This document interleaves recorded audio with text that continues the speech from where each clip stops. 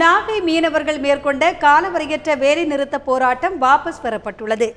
இலங்கை கடற்படையால் சிறைப்பிடிக்கப்பட்ட 21 மீனவர்களையும் படகுகளையும் விடுவிக்க கோரி நாகை மீனவர்கள் கடந்த 3 நாட்களாக வேலைநிறுத்த போராட்டத்தில் ஈடுபட்டனர்.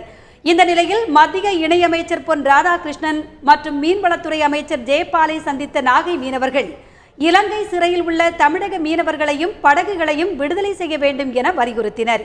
நடவடிக்கை எடுக்கப்படும் என அமைச்சர்கள் உறுதியளித்ததை தொடர்ந்து நாகை மீனவர்கள் வேலைநிறுத்த போராட்டத்தை திரும்ப பெற்றுள்ளதாக அறிவித்துள்ளனர். தமிழக மீனவத்துறை அமைச்சரையும் மத்திய இணையமைச்சர் பொன் ராதாகிருஷ்ணன் சந்தித்து எங்களுடைய வாழ்வாதாரம் இந்த மாதிரி பாதிக்கப்பட்டிருக்கு, போட்டை விடுவிக்க கோரி வலியுறுத்தி பேசணும்.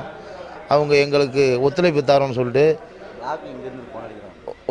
சொல்லிட்டு மேலே எங்களுக்கு வலுவான நம்பிக்கைன்னு சொல்லி எங்களுக்கு சீக்கிரம் எப்படி போட்டை விடுவிச்சு தந்துடுறோம், வாழ்வாதாரம் பாதிக்காது உறுதியளித்த பிறகு மறுபடியும் இன்றைக்கி மாவட்டம் இன்றைக்கி காலையில் ஊர்க்கூட்டம் போட்டு மக்கள் முன்னில் தொழில் மறியல் நீக்கம் பண்ணிட்டு எங்களுடைய வாழ்வாதாரம் பாதிக்கக்கூடாத அளவுக்கு தொழில் நீக்க விடுமுறை நீக்கிட்டோம்.